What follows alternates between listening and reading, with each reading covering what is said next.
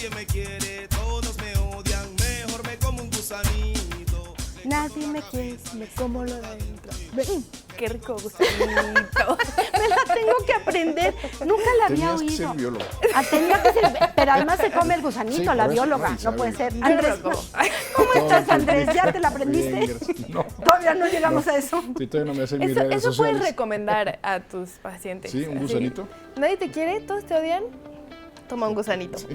Mejor te Aunque comes sea un de gusanito. gomita, ahí lo voy a tener, ¿no? Nadie me quiere, siempre me va mal. Así es. Pobre de mí. ¿Qué es? Acampo en el dolor. Está buenísima esa Lo palabra. que ¿no? decía la frase. La frase, justamente. acampo en el dolor, Sí. acampo en el victimismo. ¿Hay personalidades víctimas y otras que no? Hay temperamentos. Temperamento, más que predisponen, personalidad. sí. Ok.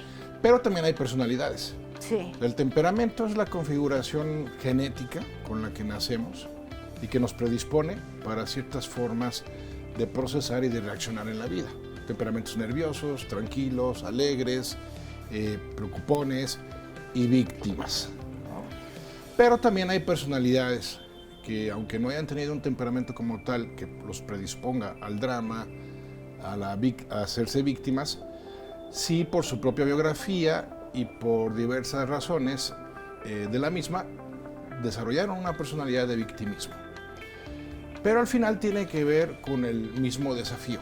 Una persona que se victimiza suele ser una persona que o busca protegerse a través del victimismo, o busca llamar la atención, ¿sí? O busca evitar tener que hacerse cargo de su vida, por un tema de miedo, por un tema hasta de soberbia, por increíble que pueda sonar. También hay soberbia detrás del victimismo. Hasta comodidad, ¿no? Hasta comodidad, claro, puede haber desidia detrás, ¿no? Decir, bueno, me es más fácil responsabilidad de los demás y a lo demás de mi situación que pues, reconocer que muy probablemente en buena medida se debe esa situación a una desidia de mi parte o a una negligencia de mi parte. ¿Hay causas? ¿O cuáles son esas causas para ser víctima? Yo creo que hay detonantes. Ajá. Y detonantes que se manejan con procesos indebidos y que por eso acabas en el victimismo. Por ejemplo, puede haber mucha ignorancia, ¿no?, sobre cómo manejar el dolor. Digo, algo tan simple y a la vez tan profundo puede ser la causa del victimismo. Pues, ¿en qué momento, en qué aula, en qué sala se nos explicó en la infancia qué es el dolor, para qué sirve el dolor, cómo manejar el dolor? Por eso, como bien decía Edgar Allan Poe, pues muchos tienden a acampar en el dolor en vez de simplemente verlo como una piedra en el camino, que es mucho más que eso, el dolor. Pero el no saber lo que significa el dolor y el sentido que tiene puede ser una causa de victimismo. También puede ser causa de victimismo una baja autoestima. Una persona que no confía en su valía o que la desconoce y que no confía en sus recursos personales, pues tenderá más al victimismo que una persona que sea más conocedora de sus propios recursos y potencial. También puede ser un tema asociado pues, al miedo, que es muy común, tal vez sea la causa más común de todas. El miedo a hacer frente a una realidad que nos desafía, que nos pone a prueba o inclusive que nos tiene en jaque. Ese miedo puede tener que ver con pues, una historia dolorosa de inicio, una infancia en donde se experimentaron abusos o hubo abandono también, es muy común, pero puede deberse a un mal manejo también o una mala gestión de la frustración ante los propios errores, los propios fracasos. ¿Puedes darnos un ejemplo del miedo que nos dices que, o sea, por qué como causa de victimismo puede ser el miedo? ¿Miedo a qué? Miedo a no dar el ancho, a equivocarte, ¿sí? Miedo a no ser suficiente. ¿A que te juzguen? A que te juzguen, exacto. Puede ser otra forma. Una persona que, por ejemplo, voy a poner un ejemplo simple, una persona que no continúa sus estudios porque se victimiza diciendo que no nació con la misma inteligencia que su hermano o que su primo O que se los tuvo que demás. ir a trabajar para O que se tuvo mantener exactamente. hermanitos, o etcétera. Así es. ¿Cómo sabes si sí eres víctima? Porque a veces, no sé, eres víctima de un asalto, ¿no? Y entonces sí dices, ay, pues no me siento bien porque me asaltaron, ¿no? Pero Claro. ¿cómo saber si sí eres, digamos, víctima de una situación o te estás haciendo la víctima? Es muy buena pregunta. Cuando hay una, digámoslo así, un victimismo real, no un victimismo figurado o autocreado, hay una fuerza externa o un evento externo que realmente te pone en una situación en la que estás padeciendo algún tipo de injusticia o desventaja y que no se debe a ti. En ese sentido, todos hemos sido víctimas en más de una ocasión y aquí viene la noticia del día y seguiremos siéndolo en cierta medida, porque no podemos controlar la forma de proceder de nadie más que de la nuestra. Entonces seremos víctimas de abusos, ¿no? de traiciones, seremos víctimas de asaltos, qué sé yo, pero el victimismo ya tiene que ver con la postura que asumes ante el evento de injusticia, ¿de acuerdo? Si es una postura derrotista, pues ya tenderá al victimismo. Si en cambio es una postura determinante, decir, bueno, pues ahora voy por más, perdí esto, pero voy tras algo mejor, bueno, pues ya no lo convertiste en victimismo, sino que lo convertiste en una especie de trampolín para salir adelante, para no dejarte vencer. Por eso considero importante, y más en nuestros días, que se desarrolle una cultura adecuada sobre lo que es el dolor y las implicaciones para nuestras vidas y cómo manejarlo. Porque también no ha ayudado nada la cultura de bienestar hedonista en el que nos encontramos inmersos desde hace décadas, en donde lo único que importa es conseguir experiencias de gozo y placer. Que yo me sienta bien. Que yo me sienta bien, acomode el lugar y el mayor tiempo posible.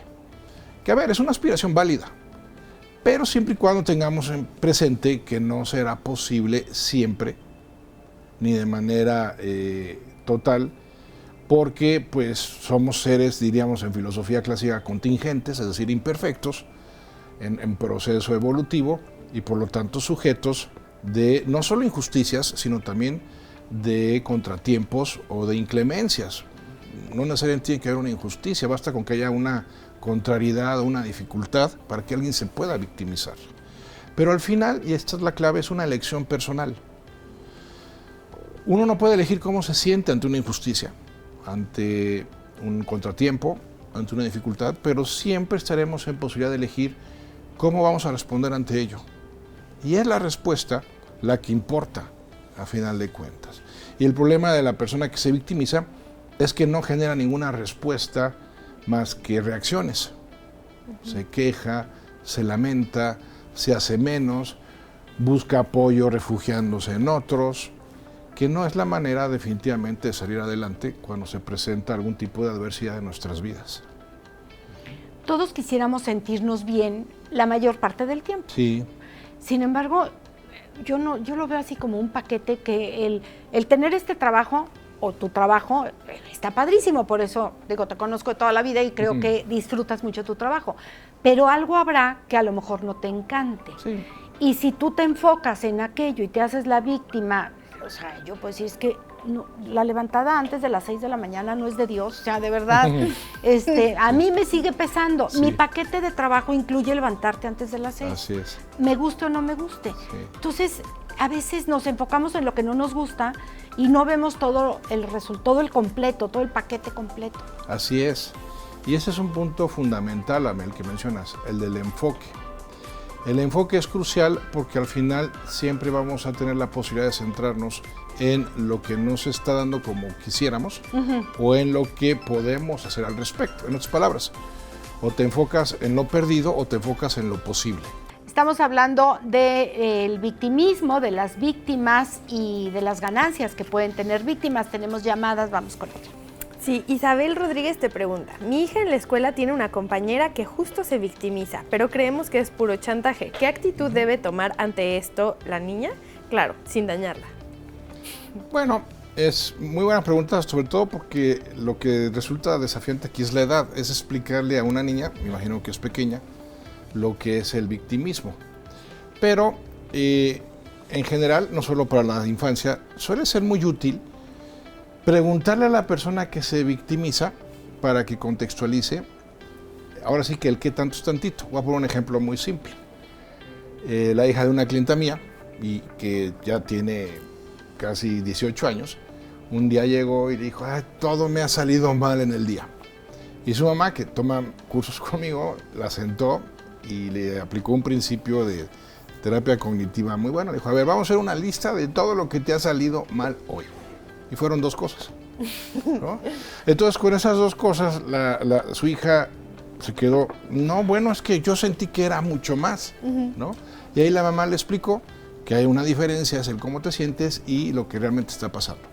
Entonces, en el caso que nos plantean, Isabel, es, bueno, que su hija le pregunte a su amiguita, ¿por qué te sientes así? ¿Por qué afirmas esto? El confrontar con una pregunta invariablemente termina cambiando lo que decimos en programación neurolingüística, el marco de referencia de la situación. Porque no lo había pensado, pero casi nunca preguntamos, ¿no? Es Nunca. como, es que no sé qué, y solo le decimos, Exactamente. O Sí. o no debes sentirte así. Se las compramos. todo va a estar mejor. Sí. O pobre de ti, Sí. mira, Sí. te doy un dulce, ¿no? De niña cuando te... Sí, sí, pero las preguntas son muy poderosas porque activan Sí. procesos de reflexión. ¿Por qué te sientes así? ¿Por qué dices eso? El por qué aplicado en esos contextos es muy, muy poderoso. ¿No se nos da mucho el dar recetas? Es que me siento así, ay, mira lo que pasa. Sí. Y entonces te proyectas tú con experiencias similares y entonces das la solución al problema de otros, cuando no puedes con los tuyos. Así es, que ese ya es el peor de los escenarios, cuando se junta el ya victimista soy dramática. con el sabio, ¿no? Sí. Que dice, santa madre, ya ni a cuál irle.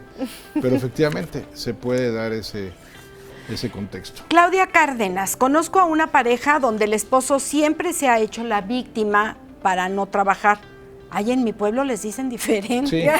Bueno, También aquí en el se ha mío. hecho, también en el tuyo Sí. somos del mismo pueblo. Están- Ok, son se vecinos. hace la víctima para no trabajar. Todo le hace daño y mi amiga no lo quiere ver. Es como si la tuviera dominada. O sea, la amiga no quiere ver que el señor Se victimiza. se victimiza. Sí. ¿Qué puedo hacer para ayudar a mi amiga? Justo lo que comentábamos en la pausa, que siempre va a haber alguien con un perfil de redentor que le compre todas a la víctima. Entonces ahí lo que ella tiene que hacer es tomar conciencia de que lo único que está haciendo es alimentar ese victimismo, pero siendo honestos va a ser muy difícil que ella caiga en la cuenta de cómo es su marido y no dudaría en que hasta lo justifique ella misma. Es que sí está enfermo, es que Es lo que trata mal el pobrecito, jefe, sí, pobrecito. así es. Pero a ver, en este caso, la amiga quiere ayudar a la que está Pues casada con la igual que el víctima. ejemplo que planteamos para la hija de Isabel, que le haga preguntas a su amiga. ¿No? Oye, pero ¿por qué tu marido realmente no puede trabajar? Pues porque se siente mal. ¿Pero por qué se siente mal? Es lo que en la terapia cognitiva se le llama la técnica de la flecha descendente. Es decir, cada vez que tú preguntas un por qué, de manera obviamente dirigida a explorar, a descubrir, vas a ir profundizando y vas a terminar descubriendo que sí hay un porqué o que no hay porqués reales. Aquí hay que tener mucho cuidado porque la confrontación es un tema que si por un lado muy bien es poderoso, por otro lado es muy arriesgado. En el coaching, por ejemplo, una de las funciones clave es confrontar al cliente. ¿Con qué? Con la realidad. Pero primero hay que generar un canal de confianza, que imagino que ella ya tiene por ser su amiga, Sí. pero tiene que ser muy cuidadosa de elegir el momento. Cuando plantearle, oye, ¿por qué permites que tu marido siga? Son porqués que tienen la intención, para decirlo de otra manera, de confrontar a la persona con la realidad y de alguna manera filtrarle su percepción de la realidad. Sí, porque la amiga no puede juzgar al marido, ¿no? Si llega con la amiga diciéndole, no. tu marido, Sí. ella como amiga diciendo, lo que pasa es que tu marido es un flojo, pues no le va a hacer No, ninguna no. gracia y no Van va a a dejar de conseguir ser nada. amigas. Además, Esa es van a la dejar de peor ser amigas, estrategia. sí. Y por Mala ejemplo, estrategia. yo creo que, bueno, por lo que platicas, como que es una herramienta que, o sea, me imagino un niño que nunca le explicaron y quiere atención y entonces hace víctima, tiene atención Sí. y entonces sin querer, pues a lo largo del tiempo te vas haciendo así y el redentor igual, ¿no? O sea, Ujú. le hago caso y entonces así tengo atención y todos están así como rellenando una carencia. Sí. Pero entonces la víctima nunca sabe, o sea, o es difícil que se dé cuenta que es víctima. O sea, ¿cómo ¿cómo le podría hacer alguien para evaluar si se está victimizando en la vida O es una manipulación a lo mejor. O un chantaje, o sí, un claro. chantaje. para Bueno, tú tomar como o sea, tú no te das cuenta. para tú diagnosticar, digamos.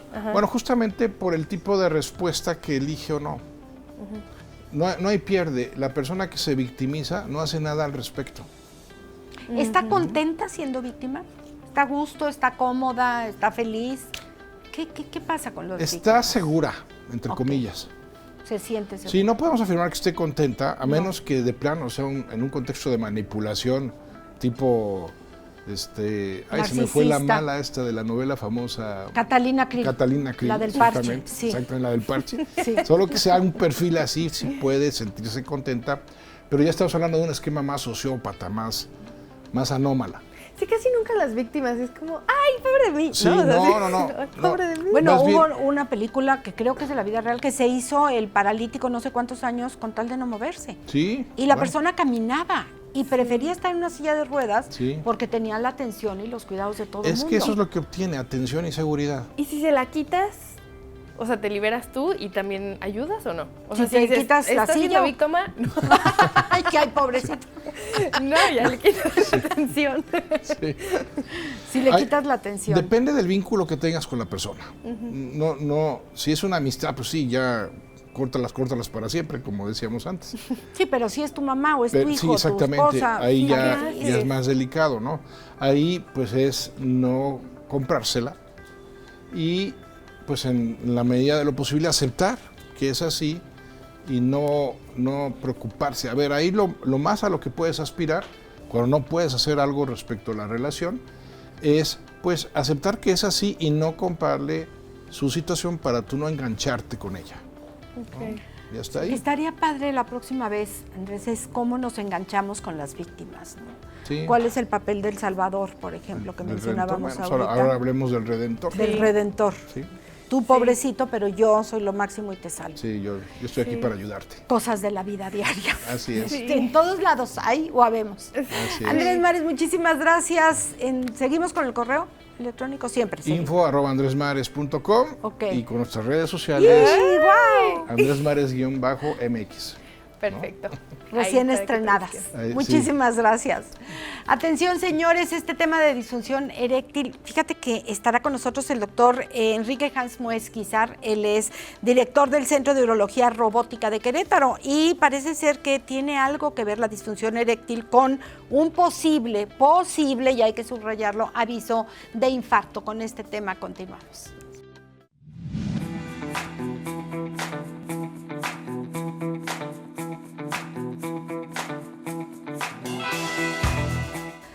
Doctor, qué gusto tenerte aquí, bienvenido. ¿Cómo están? Feliz año, Bienvenido. ¿eh? Gracias, no nos habíamos ¿Cómo la visto en este pasaron? año. ¿Bien? Muy bien, la Qué verdad es bueno. que muy bien. Oye, para mí este tema es novedad. Novedoso.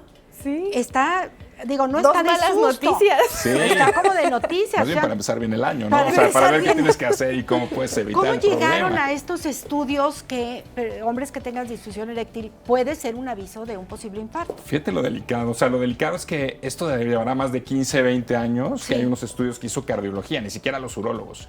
O sea, ve la cantidad de años de información y el problema es que no la difundimos. Entonces siempre platicamos y creo que es muy importante dar el punto que la disfunción eréctil puede ser un preámbulo a un infarto. Ahora, antes de que todos se nos asusten, hay 3 tipos de disfunción. Una disfunción psicógena, ahorita que están hablando de un tema psicológico y todo. Cuando en un momento en la vida que empiezas a tener una situación de estrés, de preocupación, la misma ansiedad te lleva a una disfunción eréctil. Entonces, ojo para que no digamos, tengo disfunción, me va a dar un infarto, la respuesta es no. No. Después viene la que sí nos debe de preocupar, que es la disfunción eréctil orgánica. La disfunción eréctil orgánica puede venir de nervios. Por ejemplo, un paciente diabético de muchos años de evolución, el nervio se va obstruyendo, no manda señal y el paciente no tiene erección. Pacientes con cáncer de próstata se operan por un cáncer, se retira la próstata y puede lesionarse el nervio cavernoso que va al lado de la parte de la próstata. Y no habrá. Y aquí viene el tercero, que es el que realmente es el tema del día de hoy, las arterias del pene. Las arterias del pene, ahorita vamos a ver unas imágenes, creo que es muy interesante, porque las arterias del pene van a ver en el diagrama que miden la mitad de lo que mide una arteria de la coronaria. Entonces, si hacemos un poquito de lógica y yo tengo un sistema de tuberías que son las arterias, ¿cuál se va a tapar primero? La más chiquita. Y la más chiquita es la arteria cavernosa. Entonces, hay una estadística brutal Ajá. que si tú tienes una disfunción eréctil por una arteria cavernosa obstruida, 3 a 5 años antes te avisa que te puedes infartar. Ay, Entonces tomas Qué medidas. buena señal. Así es. Sí, O sea, claro. una buena onda. ¿Por qué me estoy acordando insistentemente de la pastillita azul? ¿Tiene algo que ver? A ver, esa parte es interesante y la verdad es que hemos tratado de hacer muy notorio este tipo de situaciones donde, así como los antibióticos requieren una receta médica, yo creo que todo este tipo de pastillas que son finalmente medicamentos que favorecen la dilatación de las arterias del pene, están realmente controladas. ¿Por qué? Cuando tú tienes una patología de este tipo, se vale tomar los medicamentos que al final del día hacen una vasodilatación en las arterias del cuerpo cavernoso, pero lo interesante es saber cuál fue el origen que te llevó a eso. Entonces no es nada más tomar una pastilla y ese es un buen anuncio y la verdad es que programas como el de ustedes, la verdad es que salva vidas, el otro día platicamos ese término. La difusión ayuda a que mucha gente tenga un concepto, tenga ese concepto claro, lo puedas difundir y puedas evitar que alguien tenga pues, un infarto, Dios no lo quiera, ¿no? Entonces el mensaje sería, hay una disfunción eréctil, tienes que estudiarte. Si caes en una disfunción eréctil psicógena, bueno, pues evidentemente hay que tratar esa parte que es igual de importante, ¿no? Pero si hay una disfunción orgánica, el cuerpo te está avisando algo no estás haciendo bien y puedes llegar a un mal resultado. Y la tercera que no les dije es la mixta. Al final del día la mixta es, tengo una disfunción a lo mejor orgánica no tan severa, pero me ha ido tan mal en la parte sexual que ya psicológicamente me siento que no voy a poder responder. Y empieza a hacerse literalmente un círculo que lo que hace es potencializar la mala respuesta de la función eréctil. Y esto al final del día termina con matrimonios, termina con la estabilidad de la misma persona. Claro. Y más en una cultura mexicana donde la parte de la sexualidad en la parte masculina es algo súper importante. Entonces... Y me imagino que si ya tienes esta que dices del nervio y además la psicológica, es que ya te pasó muchas veces, ¿no? O sea, ya llevas un tiempo con esa disfunción. Claro. ¿Cuándo es el momento para acercarse a ti? O sea, tienes una disfunción un día y no creo que digas, ¡ay, ya voy corriendo! Una gran pregunta, Ana, porque finalmente hay chavos jóvenes, tengo chavos de 25 años que llegan al consultorio por un tema de disfunción. 90% de los chavos jóvenes es un tema psicógeno, ¿sale? Pero un 10% sí llegan a tener alteraciones de nacimiento en las venas y en las arterias y nunca han logrado tener en la vida una erección. El problema que hay aquí es la parte de la confianza, la parte de perder el miedo de poder dialogar de este tipo de situaciones, ¿no? Fíjate, a lo que tú me preguntas, algo interesante es, muchas veces los diabéticos me hacen más caso de cuidarse de la diabetes porque les va a dar disfunción, que si tú les dices que vas a perder un ojo, vas a quedar con un problema diabético. No, y siendo mexicanos Y ahí podrás vemos estar sin un igual, ojo, pero el tema aquí también, sí por se ejemplo, es el cumple. tabaquismo. El tabaquismo es de las primeras causas que te cierran las arterias del pene y vamos a lo siguiente, si pueden afectarse las arterias del cuerpo cavernoso, vas a afectar también las arterias cerebrales. ¿El alcohol qué tiene que ver? El alcohol tiene una fase interesante.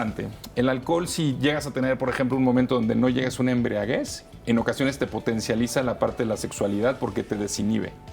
Pero cuando llegas a ese límite donde ya pasaste la desinhibición, pero ya estás en un tema de aletargamiento, al revés, lo que va a generar ese paciente es una falla totalmente y no va a responder sexualmente. Entonces, ese es un tema interesante. Alcohólicos de forma crónica, disfunción eréctil. Me llama la atención que mencionas los jóvenes que te consultan. Sí. A veces pensamos en disfunción eréctil y dicen, no, pues sí, ya de la tercera edad. No. No, no, tampoco. Claro. ¿Hay algún factor importante con la edad, con los hábitos? Ya nos dijiste que los jóvenes Te voy a pueden ver, ser una ¿sabes qué? cosa Y es orgánica. otra parte relevante. Está habiendo una cultura mucho de la marihuana. He visto muchos pacientes jóvenes que lo empiezan a utilizar como un tema de relax. Y el problema que está sucediendo es que el consumo excesivo de esto lleva también a fallas en la parte de la función eréctil. Entonces, mucha gente joven Se le está relajan sucediendo demasiado. esto. Y también estoy observando que mucha gente joven está mal informada. De repente, en algunas pláticas, hablan de una sexualidad que no es real. O sea, alguien que habla de 2 horas de una erección continua, eso es peligroso, eso no es normal. Pues sí, pero se ¿Sí la me pasan explico? viendo pornografía en Ese es el internet, tema. cosas Entonces, que no una son gente ciertas. que tiene un periodo normal, que son 15, 20 minutos, para ellos están totalmente mal y psicógenamente se empiezan a afectar. Entonces, por eso cada día recalcar que tienen que escuchar realmente información que tenga una validez para no poder tener una mala información que te pueda llevar a un estrés innecesario y que te pueda dar como consecuencia una disfunción eréctil psicógena, ¿no? Entonces, prácticamente lo que sí es relevante, y ojalá lo podamos poner en la parte de ustedes de Instagram, son los cuestionarios del Índice Internacional de Función Eréctil. Son preguntas que te van a decir cómo estás sexualmente. Pero aquí la parte más importante, si hoy tuviéramos que decir, oye, ¿qué me tengo que llevar de esta plática? Yo creo que 2 cosas. Uno, saber que si tengo este problema tengo que atenderme con alguien profesional para saber si mi causa es psicógena traigo algo metabólico o es mixta. Y el profesional, perdón, es el urólogo. Sí, pero también te voy a decir algo, cada día trabajamos más porque los médicos generales conozcan este tipo de patología, porque hoy México necesita volver a poner al médico general en donde debe estar, que siempre debió ser el médico de la familia. Creo que cuando logremos tener nuestro médico familiar, vamos a hacer más eficiente la medicina Porque aquí en además todo el país. el médico familiar te va a orientar con por quién debas de ir. supuesto. Sí, ya, sí, ya no y a lo puede, mejor te tú dice. llegas a un especialista, sí, pero llegas con estudios. Si no te esperas 3, 4 semanas que te atienda un especialista, te piden estudios y otras 4 o 5 Claro. semanas para que te atienda, ¿no? Y la última parte que sería interesante, que es el punto clave de dónde hay datos de disfunción eréctil. Los hombres normalmente debemos de tener en una semana 2 erecciones espontáneas, que son las erecciones de la madrugada. ¿Dos? 2. Ese es un signo pivote. El signo pivote significa cuando alguien te dice ya no tengo ninguna erección espontánea, en la madrugada ya no hay erecciones, ojo, ese es un foco rojo.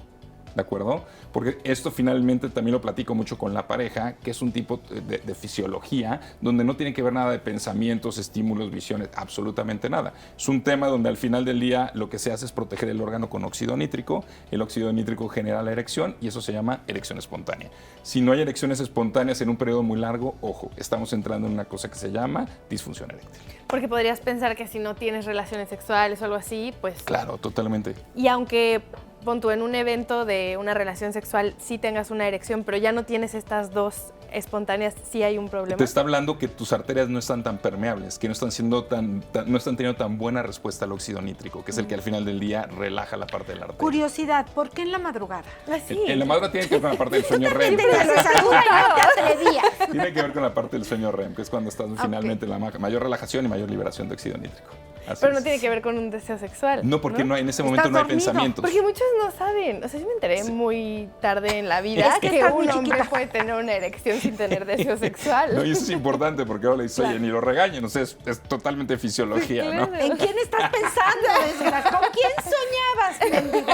No, pobre Contigo, hombre. contigo. Sí. ¿A qué edad empiezan estas erecciones? En cuanto empieza a haber testosterona ¿Adolescencia? en la adolescencia. Acuérdate que la testosterona la tenemos toda la vida, pero empieza a activarse en la pubertad y evidentemente en la adolescencia es cuando empieza a haber un estímulo con la misma testosterona. ¿Hay una edad en la que ya no existen estas erecciones Deberían de existir. madrugada? Evidentemente creo que finalmente Ahí la sí le respuesta das. es cuando empezamos a tener pérdida de testosterona y pérdida de permeabilidad en las arterias, hablando 65, 70, ya te está hablando que hay un deterioro en la parte vascular del pene, ¿no? ¿Aquí es normal, digamos? Sí, llega a ser normal, pero yo creo que la parte de la prevención es vital. O sea, si tú, por ejemplo, tienes este problema, qué bueno que vayas al médico, porque a lo mejor van a detectarte que tienes dislipidemia, que es exceso de colesterol, triglicéridos. Si tú arreglas ese problema por medio de dieta, por medio de medicamentos para bajar este tipo de grasas, evidentemente estás previniendo un infarto y estás teniendo un buen resultado de poder tener una vida sexual normal. Qué importante, ¿no? Perdón. Porque es un aviso leve. Claro. O sea, tuviste una disfunción, pero previniste un ataque al corazón, ¿no? Claro, sí. La parte de dieta mencionabas, que sí, que no. A ver, de inicio lo evitar? que se debe hacer es bajar evidentemente, bueno,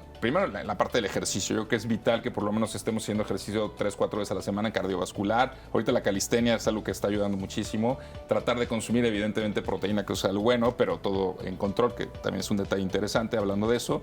Ojo con la parte de disfunción eréctil con la gente que está haciendo gimnasio. ¿Por qué? Están dándoles una cantidad de anabólicos Claro. impresionante, pero a alguien que no tiene ni idea. Y cuando tú das un anabólico, lo único que vas a generar, que es finalmente testosterona exógena, es atrofiar los testículos y evidentemente dejar de producir tu testosterona. Entonces es una parte muy delicada que seguido nos está tocando, ¿de acuerdo?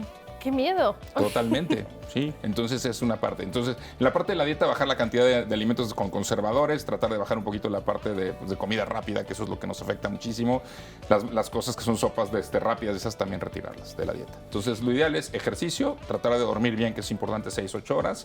La parte de manejar una dieta balanceada con proteínas, con carbohidratos, pero tratando de quitar lo que es las azúcares que están refinadas y evidentemente quitar la comida rápida. Algunos sexólogos dicen, hasta el último suspiro de vida, si tengas 88 años, puedes tener erecciones. Real. Si eres ¿Es real? Si eres alguien sano, te has mantenido bien. Hay una cosa que después será un tema súper interesante, ¿no? Pero hablar de la famosa andropausia tardía, que era la parte que la gente la llamaba andropausia. Entonces, si nosotros llevamos un buen control metabólico, llevas un buen control hormonal y llevas una vigilancia con ese paciente, él puede llegar al último de su vida con una actividad sexual. ¿Por qué? Porque tenemos hasta medicamentos para eso. Y por ejemplo, ahora que hay mucho, o sea, que desde edades muy tempranas se está viendo porno y todo, y como que la actividad sexual se acelera, ¿eso puede tener alguna repercusión en después disfunciones en el futuro o no? Fíjate que sí llega a haber, pero más bien una disfunción psicógena, porque al contrario, hay otro dato, sin salirnos del tema, que la gente que tiene mayor cantidad de eyaculaciones, por ejemplo 3 a 5 por semana, baja riesgo de cáncer de próstata. Entonces al revés, el tener la presencia de una erección te está haciendo que tengas una oxigenación al pene. Pero lo que sí estamos detectando, y es un tema relevante, es el tema de la pornografía en los chicos, que está generando temas psicógenos. Y el tema psicógeno es que de repente se quedan en pornografía, pero no pueden entablar una relación con una pareja.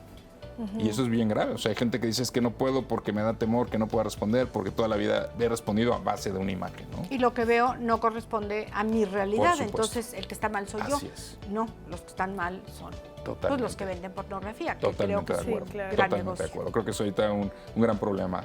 Y que nunca se va a empatar a la Y realidad. yo lo considero un problema de salud pública, o sea, al final del día está afectando a la sociedad. Y de salud como mental de la gente, por ¿no? supuesto.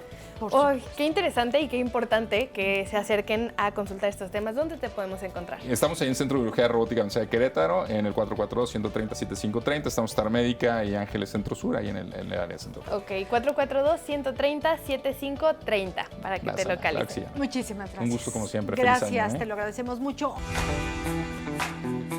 Estamos de vuelta. Andrés Vilchis es químico farmacobiólogo y me da muchísimo gusto que esté aquí con nosotros. Él es el responsable sanitario de Farma de la UAC, de la Universidad Autónoma de Querétaro. ¿Cómo estás, Andrés? Bienvenido. Muchas gracias por estar aquí con Bienvenido. nosotros. Buenos días, Un muchas tema gracias. sasazo, caducidad de los medicamentos. Sí, el manejo de los medicamentos caducos Ajá. es un tema delicado. Sí. Porque se tienen informes, bueno, no hay una cifra exacta, pero se tiene un cálculo de que se generan aproximadamente 200 millones de medicamentos al año caducos. Entonces, 200 millones. 200 millones de piezas. Ahí estamos hablando que es un estimado de casi 300 toneladas. Entonces, de ese solo se maneja de manera adecuada el 25%, aproximadamente 70 toneladas por año. Entonces, esto, si no se maneja adecuadamente, puede representar un riesgo sanitario. ¿Qué es un riesgo sanitario? Un riesgo sanitario es aquello que puede provocar un problema de salud a corto, mediano o largo plazo. ¿Qué es lo que regularmente se hace con los medicamentos? O sea, ¿a dónde lo suelta la gente en general? Desafortunadamente, se va a la basura o se va al drenaje, que es como lo peor que podemos hacer, ¿no? Al En su drenaje, momento. aquellas personas que vacían en el y WC. al excusado y Sí. lo tiran y lo desechan de esa manera. ¿Pero por qué hacen eso? O sea, en algún momento dijeron que era buena idea. Porque tú eres bióloga, pero los que no pueden decir, ay, pues ahí no le hace daño a nadie, ningún ser humano se lo va a comer, porque se lo va a tomar, porque luego si lo pones en la basura dices, ¿y si alguien se lo toma? Estoy pensando en voz Ah, alta nunca lo como había creo que pensado. muchas Ajá. personas piensan. Entonces, por eso lo vacían en el excusado. Entonces, no hay que hacer eso. No hay que ¿Por hacer qué eso. no, Andrés?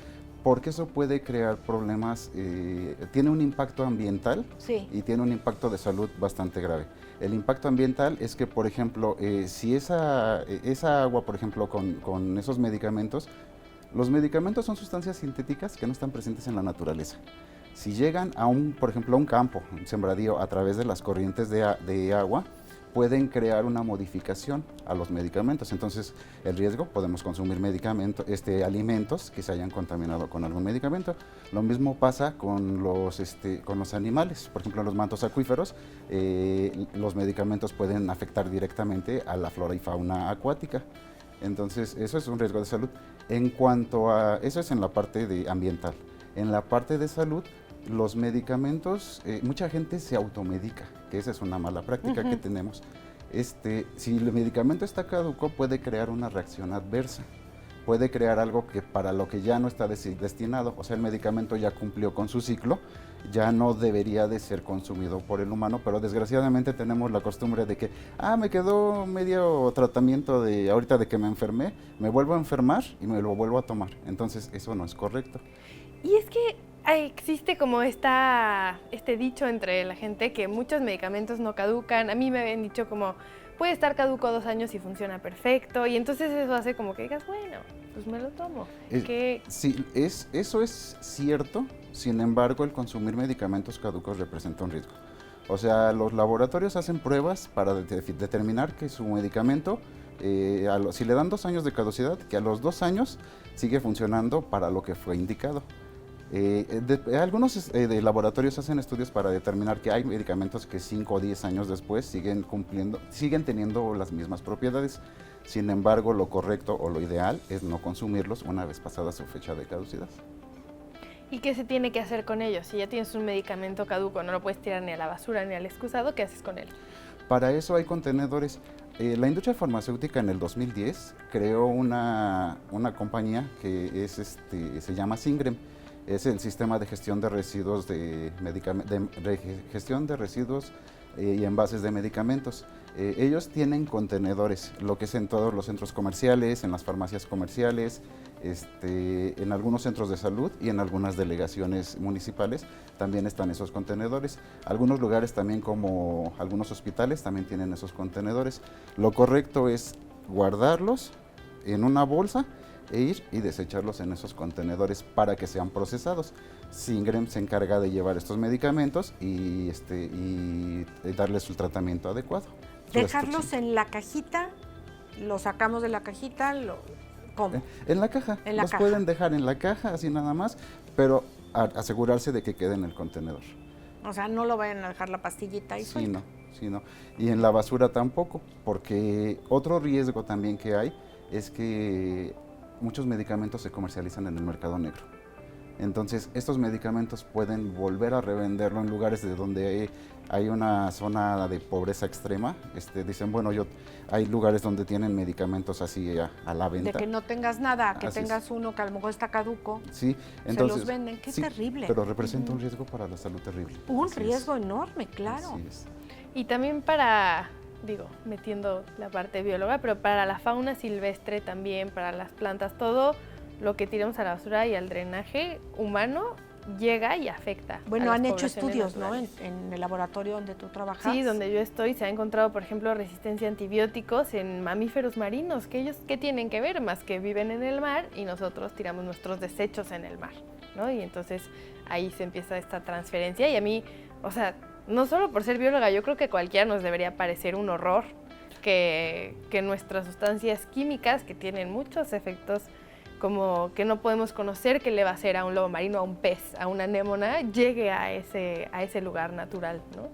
Claro, sí. Y ahorita que lo mencionas también, o sea, los antibióticos más bien los microorganismos se van adaptando.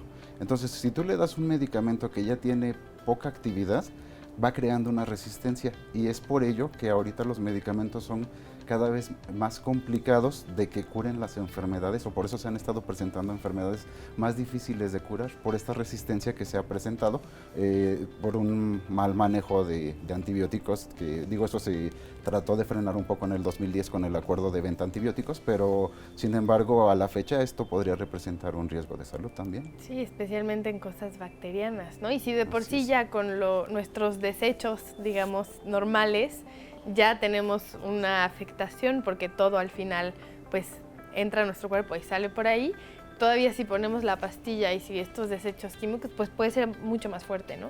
Claro que sí. ¿Qué hacen en Farma?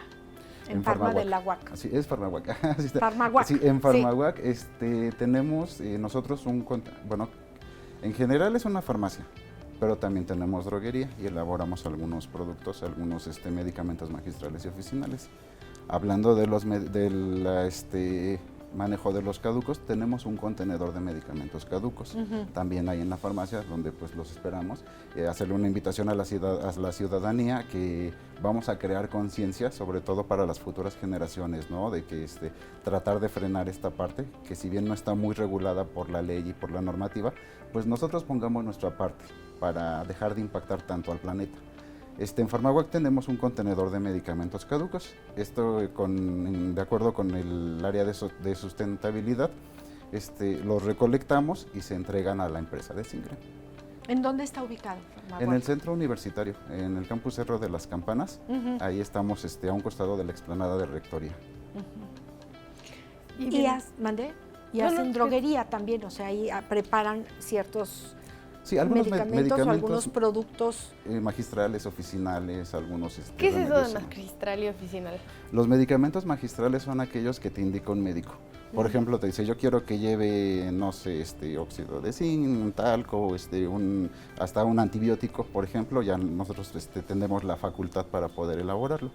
Y los medicamentos oficinales son aquellos que ya están indicados en un libro que se llama Suplemento de la Farmacopea. Eso ya dice, ya son medicamentos muy viejitos, como por ejemplo el agua de rosas, que ya es muy conocido por las abuelitas, famosísimo, porque pues es nutritivo y hidratante, humectante. También lo podemos elaborar, pero ya no tiene patente, entonces ya está demostrado, ya no se necesitan estudios para demostrar que funciona.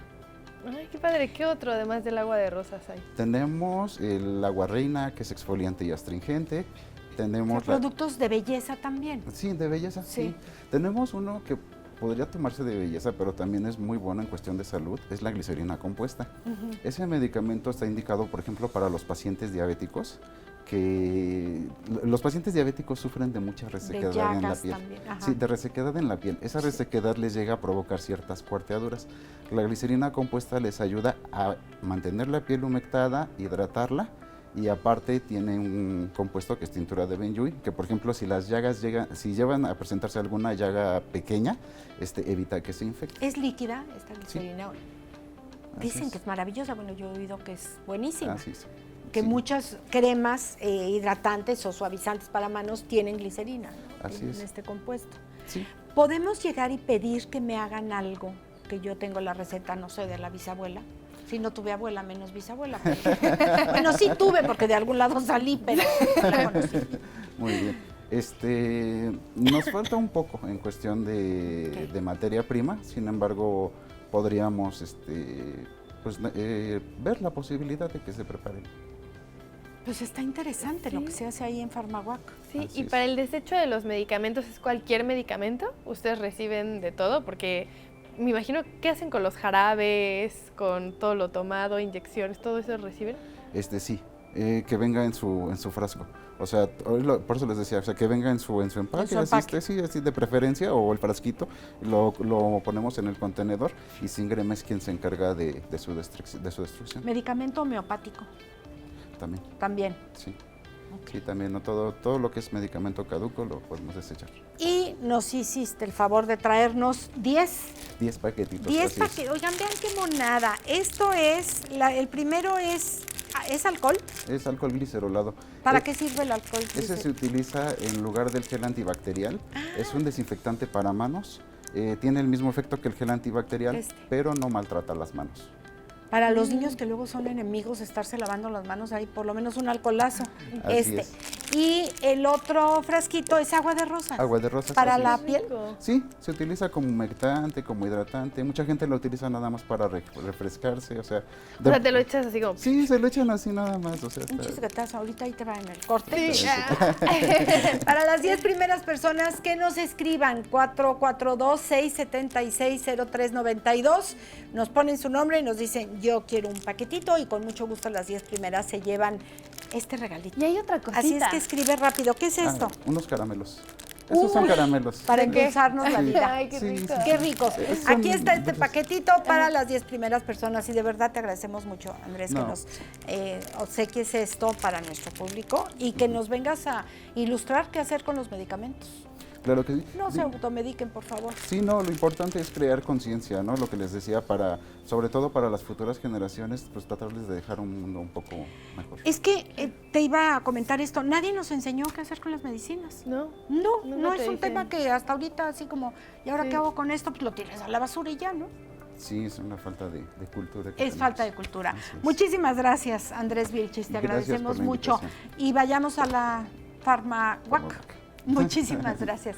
Oigan, este tema de las adicciones, bueno, pues siempre hay que hablarlo, siempre hay que recordarlo, siempre aquí tratamos de saber si alguien que nos está viendo o escuchando tiene algún problema de adicción. Bueno, pues esta plática le va a interesar muchísimo. José Juan Piña, secretario técnico del Consejo Estatal contra las Adicciones, está con nosotros esta mañana y con él continuamos.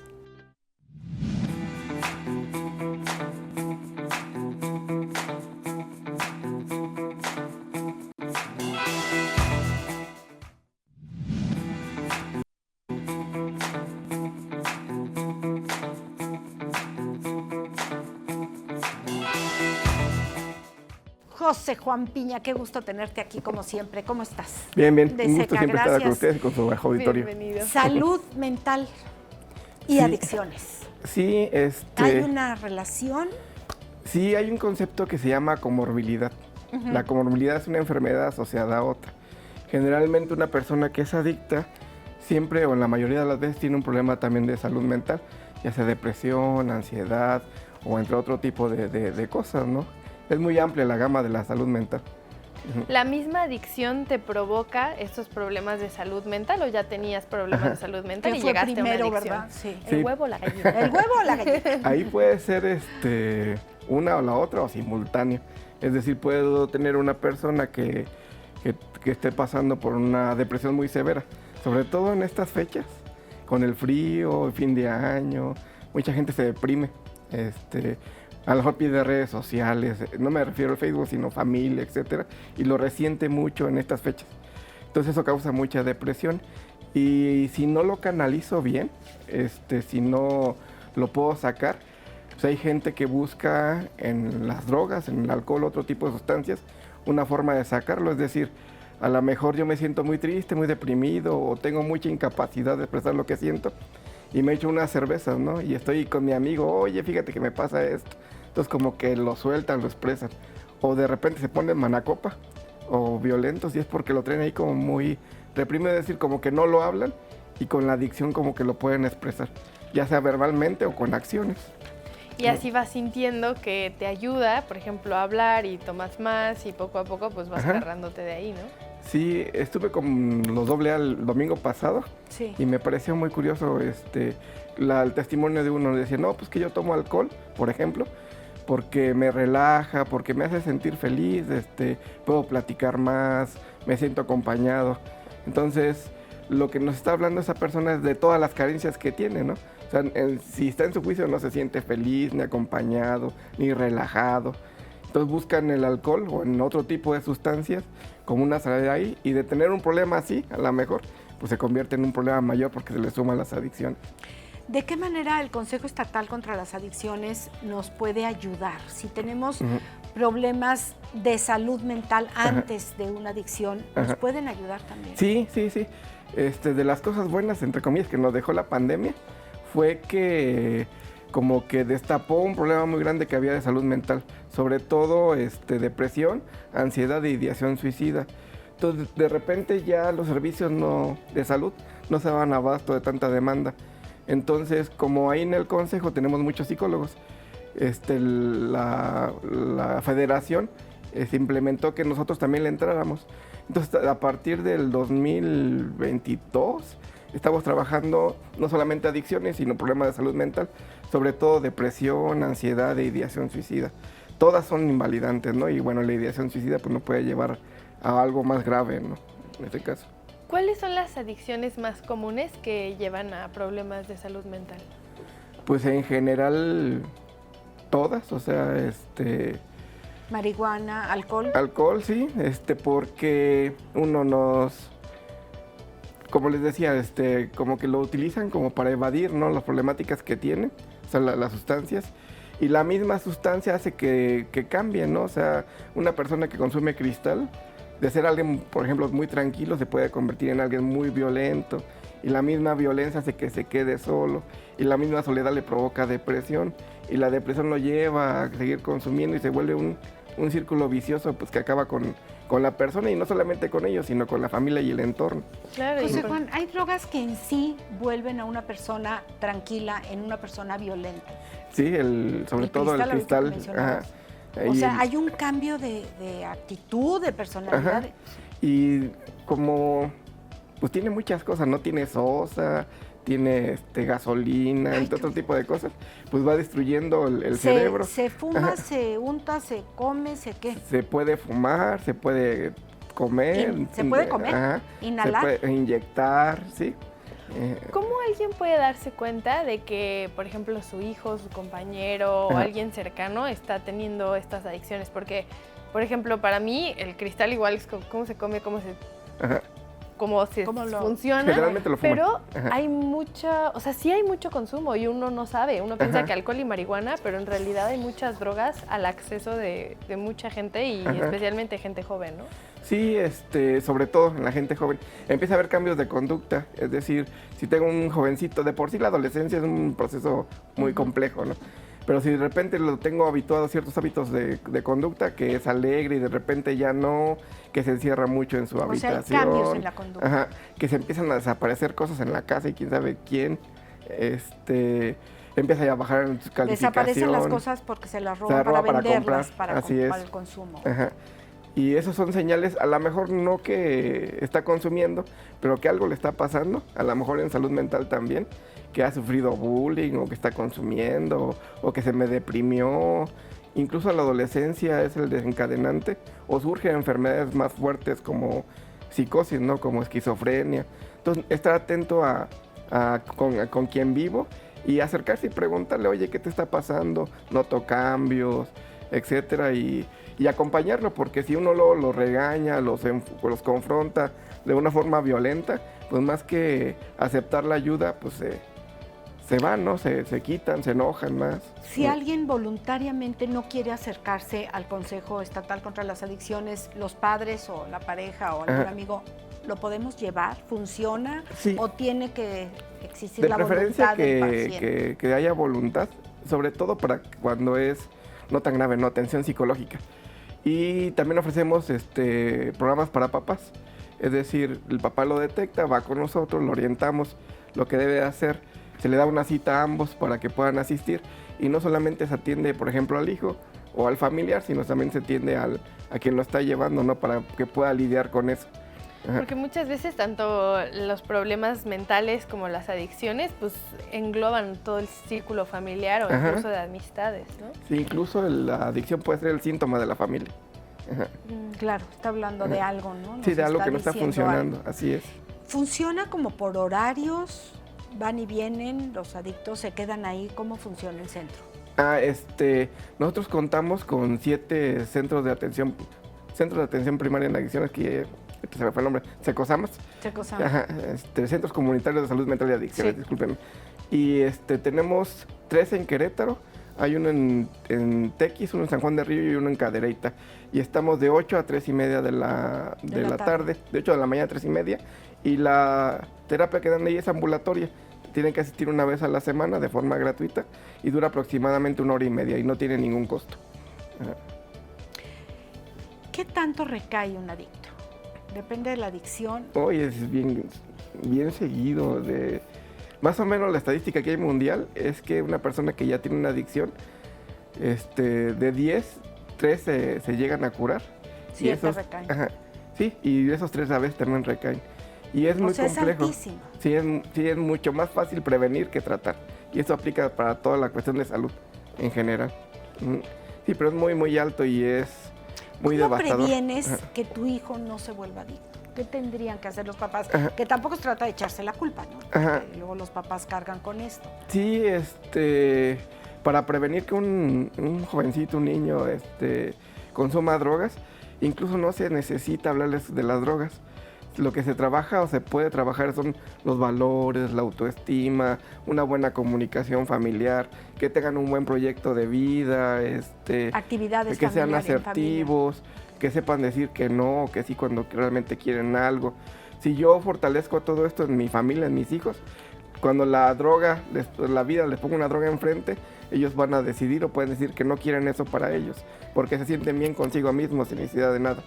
Yo me acuerdo que una vez mi mamá me dijo que ella lo que quería era como desarrollar en nosotras una pasión para que cuando llegaran las drogas y el alcohol decidiéramos ir por nuestra pasión, ¿no? Entonces en nuestro caso fue como de deportes y arte, etcétera.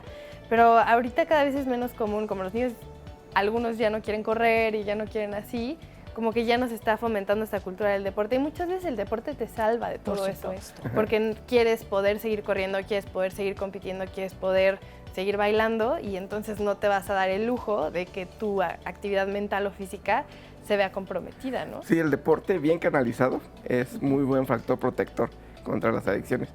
Me refiero a bien canalizado porque luego se van a jugar fútbol y acabando se van a echar sus cervezas para festejar que Te iba a ganaron preguntar por o qué. que Sí, perdieron. claro.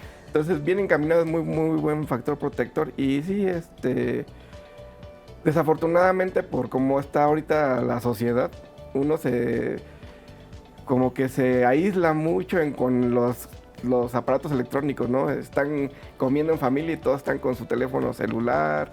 O llega el caso, me llegó de una señora que para comunicarse consigo le tenía que mandar un WhatsApp, porque si no, no la pelaba. O sea, y también... O sea, viviendo al lado. Ajá, Viviendo así en la misma casa. es. Así es. ¿Qué tal? Entonces, ¿Me das una cita, mijita? ¿Así? O videollamada, ¿no?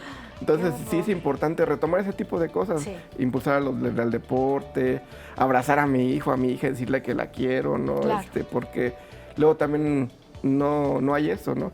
Decirle que me moleste, incluso enseñarlo a expresar eso, ¿no? También de una forma no violenta, porque todo eso cuando uno se lo empieza a comer, pues surge en una adicción o en un problema de salud mental. ¿Y es Ajá. hay igual cantidad de adicciones en hombres y mujeres? Desafortunadamente cada vez es más parejo.